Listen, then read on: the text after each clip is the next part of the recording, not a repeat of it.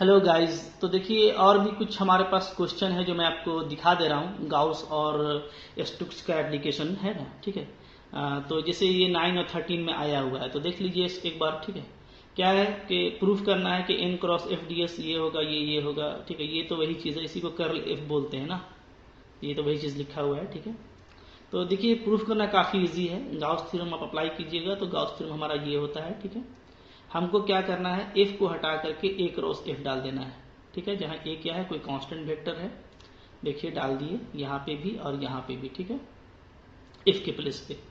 तो अब देखिए यहाँ पे हम लोग थोड़ा सा प्रॉपर्टी अप्लाई करेंगे, ठीक है। क्या, ए क्रॉस बी डॉट सी को हम लोग ऐसे लिख सकते हैं, ट्रिपल स्केलर ट्रिपल प्रोडक्ट, ठीक है। और delta dot A cross B को हम लोग ऐसे लिख सकते हैं, ठीक है। ये दोनों प्रॉपर्टी हमारा वेक्टर का। तो यहाँ पे हम अप्लाई करेंगे delta dot A cross B के लिए ये नीचे वाला प्रॉपर्टी अप्लाई कर दीजिए, और ए क्रॉस बी डॉट एन के लिए ये वाला प्रॉपर्टी, ठीक है। ओके, देखिए पहले ये क्वेश्चन आता था, अभी उतना इंपॉर्टेंट नहीं भी है, ओके। और चूंकि हम लोग अभी देख रहे हैं कि जैसे ये लॉकडाउन वाला हम लोग का चल रहा है पीरियड, तो इसमें बहुत एक बात याद रखिए कि जो क्वेश्चन इम्पॉर्टेंट है और जिसको आप आसानी से कर सकते हैं वो क्वेश्चन आएगा। तो इस तरह का जनरली जो रिजल्ट बेस्ड है ये पहले आया है, लेकिन अब उतना इम्पॉर्टेंट नहीं है, ठीक है।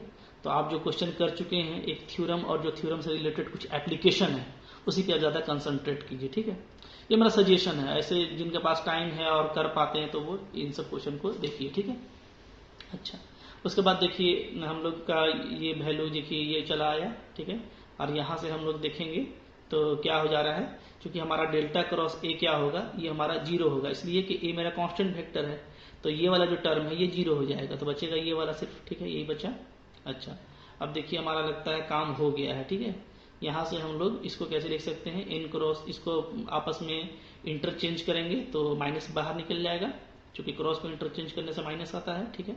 यहाँ ही माइनस ए को बाहर करेंगे तो दोनों तरफ इसको कैंसिल करने से ये प्रूफ हो जा रहा है, ठीक है।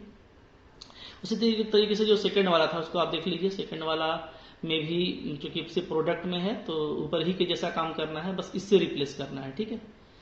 अब इससे रिप्लेस करेंगे तो आप इसको देख लीजिए बढ़िया से, इसका स्क्रीनशॉट ले लीजिए, ठीक है। कुछ करना नहीं है, सिर्फ पुट करना है। पुट करने के बाद आपका काम ऑटोमेटिक हो जाता है, ठीक है। देखिए इस तरीके से आप लोग इसको प्रूफ कर पाएंगे। ओके, क्लियर है, ठीक है। अच्छा, इसके बाद देखिए क्वेश्चन है, क्वेश्चन बैंक का 7 और 11 में आया है, पढ़ा हुआ क्वेश्चन है, ठीक है, नया नहीं है। F dot N D S निकालना है, जहां एस जो है वो सरफेस है, ठीक है। अब देखिए ये इंपॉर्टेंट है, फर्स्ट ऑक्टेंट साफ साफ लिखा हुआ है, बिटवीन जेड इक्वल टू 0 से जेड इक्वल टू 5, यानी कन्फर्मली ये प्रोजेक्शन मेथड से बनेगा, ठीक है। तो हमारा जो सरफेस दिया हुआ है वहां से आप पहले डेल्टा 5 और फिर एन कैप निकाल लीजिए।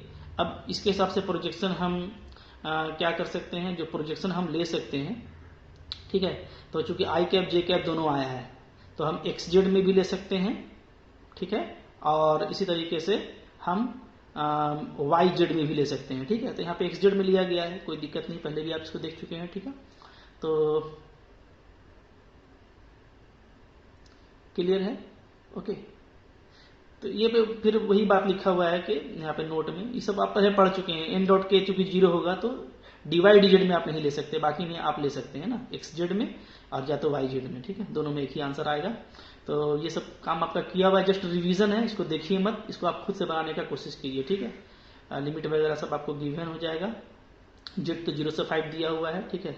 और बाकी जो जरूरत पड़ेगा उसको आप निकाल सकते हैं, क्योंकि फर्स्ट ऑक्टेंट से निकालना है तो हमेशा ये 0 से चलेगा, ठीक है। ये आपको ध्यान देना है, ओके, क्लियर है।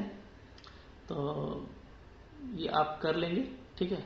इसको आप देख लीजिएगा, ये आपका इसका आंसर आता है, ठीक है। तो ये जस्ट रिवीजन है, कोई नया क्वेश्चन नहीं है कि आपका मटेरियल बढ़ गया, बल्कि आप रिवाइज करके थोड़ा अपने आप को और यहाँ से स्ट्रॉन्ग कर लीजिए, ठीक है। एक देखिए और क्वेश्चन है जो थोड़ा अच्छा है, तो उसको भी मैं आपको दिखा देता हूँ, ठीक है। एक बार ये क्वेश्चन पूछा है, थोड़ा सा इसमें थोड़ा ध्यान देना है इस क्वेश्चन में आपको, ठीक है। क्या है क्वेश्चन, क्वेश्चन है verify the divergence theorem of the function F vector equal to X Y plus Y square I cap plus X square Y J cap, ठीक है, over the surface of volume having a unit height in the Z direction and a cross section which is bounded by the positive X and Y axis and the parabola. एक बार ये question आया है, ठीक है। तो है थोड़ा अच्छा क्वेश्चन, थोड़ा सा इसको बस ध्यान से देखिएगा, लेकिन मुश्किल नहीं है। देखिए यहाँ पे फिगर पहले जो ड्रॉ करना है ना, फिगर ही इसका इंपॉर्टेंट है कि फिगर कैसे बनाएंगे। ठीक है, देखिए कैसे फिगर बनाना है। सबसे पहले ये पता करना है कि ये जो पाराबोला है ये कैसा है। तो आप देखिए इस पाराबोला को, हम लोग का जो पाराबोला होता है, ठीक है, ये parabola X square equal to Y का जो एक फॉर्म होता है, ठीक है, ये जो पाराबोला है। ओके, तो ये हम लोग पढ़ चुके हैं कि ये एक्स स्क्वायर इक्वल टू के वाई कर लीजिए, यहाँ पे वाई इंटू के कर देते हैं, ठीक है, कोई दिक्कत नहीं है। तो अगर हमारा के अगर पॉजिटिव होगा तो ये पाराबोला कैसा होता है, ऐसा होता है, ये आपको ध्यान देना है, एक्स वाई प्लेन में, ठीक है। और अगर के मेरा लेस देन 0 होगा तो ये पाराबोला कैसा होता है, ऐसा होता है, ठीक है, नीचे की तरफ खुलता है और उसमें ऊपर की तरफ खुलता है। अब यहाँ पे आपको ध्यान देना है कि ये जो एक्स वाई प्लेन है ना, वो एक्स वाई प्लेन हम देखिए यहाँ पे ऐसा लिए हैं, ये है एक्स प्लस एक्स और ये है प्लस वाई, ध्यान दीजिए, और ये और उधर जेड है, ठीक है। तो एक्स वाई प्लेन जो हम लिए हैं वो ये लिए हैं, ये आपको अच्छे से ध्यान देना है, ठीक है, ओके।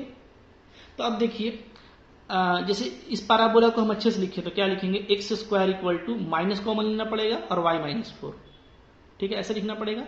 तो वर्टेक्स क्या आ जा रहा है, वर्टेक्स इसका आ जा रहा है 0 4, देख रहे हैं वर्टेक्स 0 4। तो पहले तो आप 0 4 पे जाइए और इस पाराबोला को कीजिए। अच्छा माइनस है तो ये पाराबोला आपको नीचे की तरफ खोलना है, ठीक है, और एक्स वाई प्लेन में लेना है, ध्यान देना है आपको, क्लियर है। तो x और माइनस वाई प्लेन है ना, y के ऊपर होगा। तो अब देखिए पाराबोला कैसा होगा। तो अब ध्यान दीजिए, अगर हम सिंपल एक्स वाई प्लेन को ऐसा लेते तो 0 4 मेरा यहां पे आता, ठीक है, और पाराबोला मेरा नीचे खुल जाता, क्लियर है, क्लियर, ओके, ठीक है। तो अब आप देखिए कि इसी पाराबोला को हमको लिखना है, लेकिन हम प्लेन कैसा लिए हैं, हम प्लेन देखिए ऐसा लिए हैं, ये है एक्स एक्सिस और ये है वाई एक्सिस। तो वाई, तो इसको आप घुमा लीजिए, तो आप घुमाइएगा देखिएगा ये आएगा, ठीक है, और इधर हम डॉट में रख रहे हैं, डॉट ये आएगा, पूरा पाराबोला ये आएगा, ही तो आएगा, अच्छे समझिए। एक्स वाई प्लेन अगर सिंपल हम लोग ऐसे लेंगे प्लेन पर तो ये ऐसे होगा। तो हम लोग तो अभी ऐसे लिए हैं, एक्स इधर है वाई इधर है, तो वाई पर वर्टेक्स, वाई पे वर्टेक्स यहां चला आएगा और नीचे की तरफ खुलना है तो माइनस वाई की तरफ खुलना है, ये माइनस वाई नीचे होता है, ठीक है। तो इसका माइनस वाई क्या होगा, इसका उल्टा तरफ होगा ना, इधर प्लस वाई है तो इधर माइनस वाई होगा, ठीक है। तो ऐसा तो हम लोग ये वाला सिर्फ सेक्शन लेंगे, क्यों, इसलिए कि हमको देखिए पॉजिटिव एक्स और पॉजिटिव वाई के बीच में बाउंड कर दिया है। तो ये पॉजिटिव एक्स, ठीक है, और पॉजिटिव वाई, जहां हम इधर जाएंगे तो इधर क्या होता है, इधर -x होता है। तो ये वाला पोर्शन हमको नहीं लेना, सिर्फ हमको ये वाला पोर्शन लेना है, ठीक है, ओके। तो देखिए हम ये वाला पोर्शन नहीं लेंगे, सिर्फ ये पोर्शन लेंगे, क्लियर है ना, ठीक है। तो ये जो डॉट वाला पोर्शन था वो नहीं लेकर के हमको सिर्फ ये लेना है, क्लियर है। तो अब इसी को हम यहाँ पे देखिए ऐसे दिखाए हैं, ये आपको समझ जाना है। ये अगर आप ये स्केचिंग समझ जाएंगे तो आपको दिक्कत नहीं होगा। ये पाराबोला बन गया एक्स वाई प्लेन में, ठीक है, ओके। अच्छा फिर क्या बोल रहा था कि इसको जेड के डायरेक्शन में हमको यूनिट हाइट पर एक वॉल्यूम बनाना है, इसी सेक्शन से, ठीक है ना, इसी पैराबोला से। तो इसको क्या कीजिए, जेड इक्वल टू 1 तक शिफ्ट कर दीजिए, शिफ्ट ऊपर चढ़ा दीजिए। देखिए इसको ऊपर हम ऊपर लेके चढ़ा दिए हैं, ठीक है। ये जब चढ़ाए हैं तो ये जो भी सरफेस बन रहा है ऊपर में, तो यहाँ पे क्या हो जाएगा, ये जेड हो जाएगा, 1 से चढ़ जाएगा ऊपर, यानी 0 0 1 हो जाएगा। अब ये अगर समझ गए आप तो इसको आप खींच दीजिए, आपका बन गया सरफेस। यही तो बस इंपॉर्टेंट था। तो इसमें जो हमको सरफेस मिला है वो आपको ध्यान देना है, एक तो ये वाला मिला है और इसी के पैरेलल में ऊपर वाला, ठीक है। एक मिला है ये वाला OAEC, ये तो बिल्कुल एक्सजेड प्लेन में है, तो इसका नॉर्मल -y की तरफ हो जाएगा।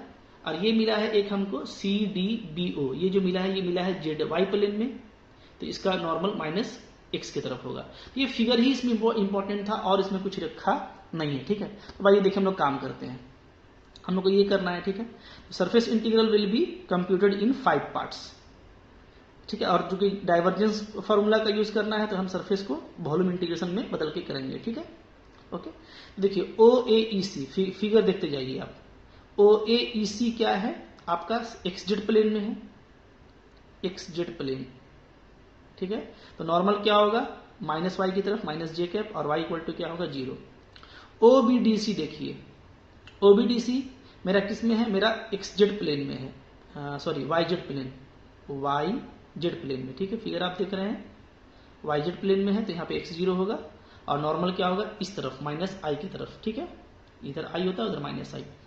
CDE को देखिए आप, CDE ये जो है, ठीक है, ये आप देखेंगे तो इसमें चूंकि z=1 तक शिफ्ट किया गया है इसको, तो ये और ये जो है नीचे वाला ऊपर वाला, इसमें कितना है, z=1 का गैप है, तो इसका इक्वेशन z=1 और नॉर्मल क्या होगा, जस्ट ऊपर की तरफ होगा सीधा, ठीक है। तो k कैप OAB उसके पैरेलल को देखिए, तो नीचे वाला में है, ये आपका XY प्लेन में है, तो अगर XY प्लेन में है तो Z0 होगा, तो नॉर्मल क्या होगा, माइनस की तरफ, ठीक है। और ये क्या है, ये हमारा पैरेलल टू XY प्लेन था, क्लियर है, ठीक है। ये सब हमको लिख लिए। अब एक बच गया है बड़ा वाला, वो है AEDB, जो बाहर की तरफ निकला हुआ है, AEDB ये बाहर की तरफ जो निकला हुआ है, कर्वियल सरफेस, ठीक है। तो हम लोग को इसका नॉर्मल पता नहीं चलेगा, तो उसको हम लोग निकालेंगे, need to find unit normal, ठीक है, and can be obtained by taking projection, ठीक है। वो जो प्रोजेक्शन मेथड होता है, हम लोग वहां से इसका सरफेस इंटीग्रल निकाल लेंगे, क्लियर है। तो हमको इसके लिए वेरीफाई करना है, यानी हमको ये वाला इंटीग्रल और ये वाला इंटीग्रल दोनों बराबर दिखाना है, ठीक है। तो आइए पहले सरफेस वाला काम करते हैं। तो देखिए बारी बारी से OAEC में F.M कीजिएगा, तो F में देखिए आपका ध्यान दीजिएगा, y को आपको 0 रखना है, ठीक है, और n कैप को माइनस, तो y 0 रखते ही आपका, क्योंकि हर टर्म में y है तो ये पूरा 0 हो जा रहा है। OBDC में निकालिएगा तो F.N कीजिएगा, ठीक है। तो कैसे करना है, x को लेना है 0, ठीक है, और इसलिए कि प्लेन YZ है, dx को लेना है dy dz, क्योंकि YZ प्लेन में है, ठीक है, और y को लेना है 0 से 4, ठीक है, ओके।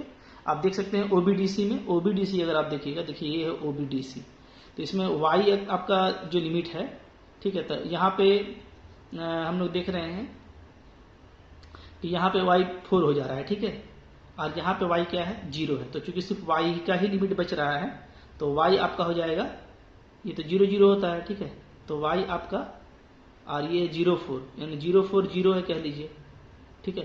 तो आपको y हो जाएगा आपका 0 से 4, ठीक है, और z जो है हम लोग का इसमें वो 0 से 1 तक, ठीक है, OBDC, हाँ, ठीक है। इसलिए कि हम लोग देख रहे हैं कि जेड हमारा यहां से वेरी करेगा, यहां तक वेरी करेगा, ठीक है ना, जेड तो इधर ही वेरी करेगा ना, और वाई इधर वेरी करेगा, तो वाई 0 से 4 और जेड 0 से 1, ठीक है। तो अच्छे से देख के आप कीजिएगा, इसको थोड़ा सा अच्छे से करना है, ठीक है। तो इसको सोल्व कीजिएगा तो ये चला आएगा।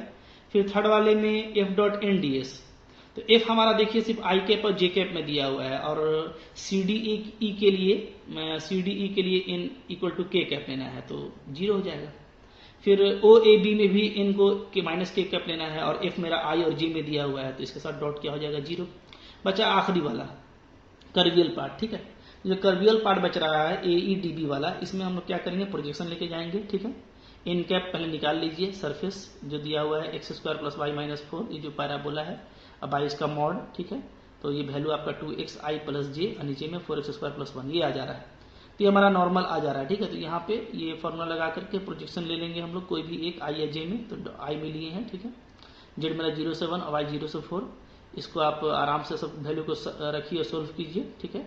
F.N निकालिएगा, ये पूरा n है, तो जो f है और इस साथ जब डॉट करेंगे तो ये मेरा आ जाएगा वैल्यू, और dy/dz करके ये आ जाएगा, ठीक है। तो इसको अच्छे से सोल्व कीजिए। तो सोल्व करने के बाद जो हम लोग का आता है, ठीक है, वो देखिए क्या आ रहा है हम लोग का, तो अच्छे से सोल्व कर लीजिए, ठीक है। तो सोल्व करने के बाद देखिए हम लोग का ये मिल जाएगा AEDB जो है, ठीक है। इसको सोल्व करेंगे तो ये आ जाएगा, जेड हमारा इंडिपेंडेंट है, ठीक है, तो ये मिल जाएगा। अब यहाँ पे देखिए, यहाँ पे x को का लिमिट है नहीं और x आ गया, तो x आपको निकालना पड़ेगा, ठीक है।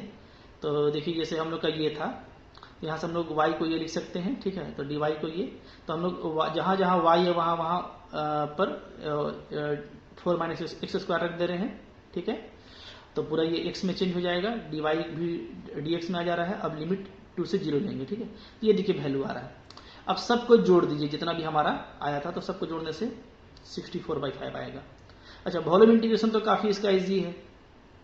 वॉल्यूम इंटीग्रेशन जब हम लोग करेंगे, डायरेक्ट क्या करेंगे, जो हम लोग को दिया हुआ है, ठीक है, जब हम लोग डेल डॉट एफ निकालेंगे, ठीक है। डेल डॉट जब एफ निकालिएगा तो डेल डॉट एफ आपका देखिए एक्स स्क्वायर प्लस वाई आएगा, ठीक है, ये आप निकाल के देख लीजिए, ठीक है।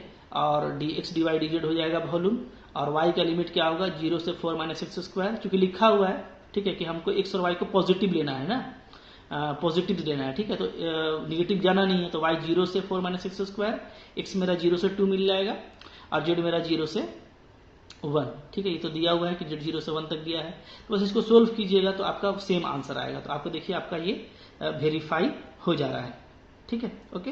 तो अब देखिए हम आपको बताना क्या चाहते हैं, यहाँ पे हम लोग का इसका वेरीफाई हो गया, प्रूफ हो गया, ठीक है, गाउस डाइवर्जेंस थ्योरम हमारा। तो गाउस डाइवर्जेंस का ये जो क्वेश्चन है, तो ये देखिए ऐसा नहीं कोई नया क्वेश्चन है, बस इसमें भी जो दमखम था वो फिगर में था, और जो डबल इंटीग्रल और ट्रिपल इंटीग्रल आप लोग पढ़े हैं, जो लिमिट निकालने का तरीका आपको आता है, लिमिट को बिठाने का तरीका आता है, उसमें आपको कॉन्फिडेंस होना चाहिए, ठीक है। बीएससी में देखिए यही है, जितना क्वेश्चन कीजिएगा उतना आपको नया